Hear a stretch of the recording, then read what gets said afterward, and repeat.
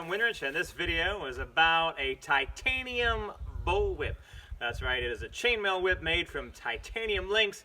I'd like to say it's the only one in the world, but somebody just told me they also have one, so I was a little bit bummed. But it's still a very interesting whip, and I'd like to tell you more about it. So this titanium bullwhip was made by Joshua Diliberto in about 2010. And we made it out of titanium. See, I already had a couple chainmail whip that I was using in my Renaissance Festival shows, and I decided, oh, I should have a really good chainmail bullwhip. So we got to talking and thought, titanium, that'll be great. So we had it made, and then I just kept using my stainless steel whips, and I never actually used this whip in my show. So for anyone out there that has seen my show and got to handle the chainmail whip that I use in my show, that's not this whip. This one rarely leaves the house, but I thought all you people on the internet should get to see it. So some quick stats about it. So the chain section from here to here is 60 inches long, and the whole thing weighs about 1 pound 13 ounces. For comparison, a 10-foot bullwhip that I have weighs 1 pound 12 ounces. So that's this is about half the length of that. Or a performance hybrid whip, which a lot of people have. I weighed one of those, and that weighs only 8.3 ounces. So yeah, it is a pretty heavy whip. And some things about its construction. Let's see if I get the different sections right. It was made in different sections of chainmail weaving patterns. So this part here is called a Byzantine wrap. And then I think here to here is a hex cable. One thing I like about it is it's got these sort of loose rings out here that sort of flop around, which is really neat. And then here and here is called a Japanese square.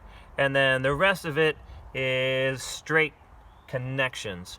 And important part about this section here is that all of these links here are welded shut.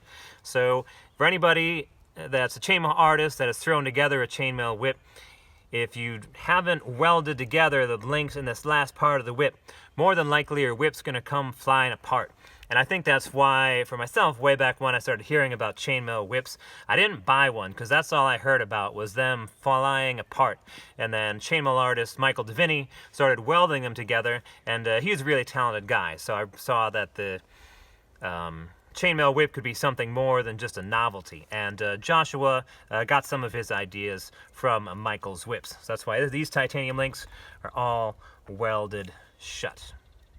Now yeah, it is a pretty heavy whip, and basically it acts like a snake whip.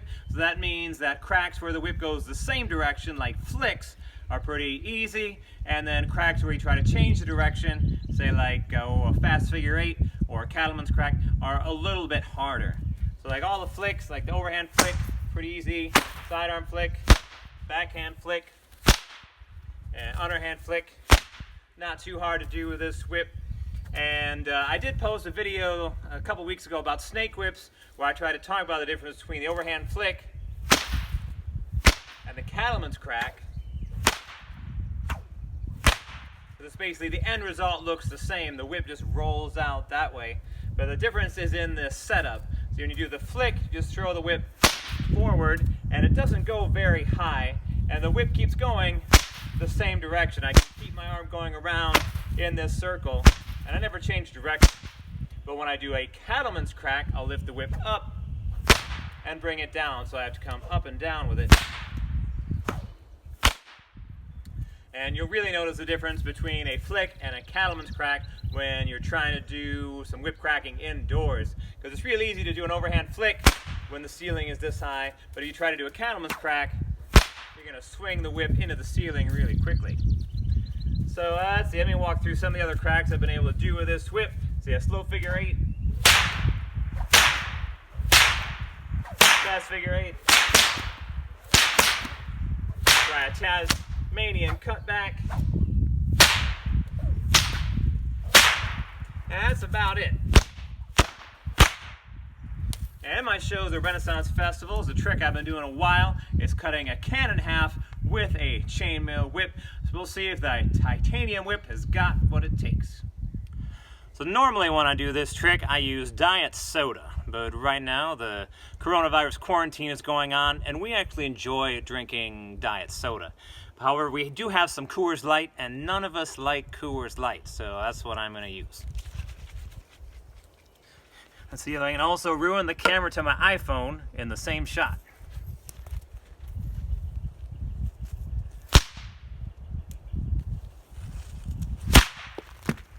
Bam, that's a mess.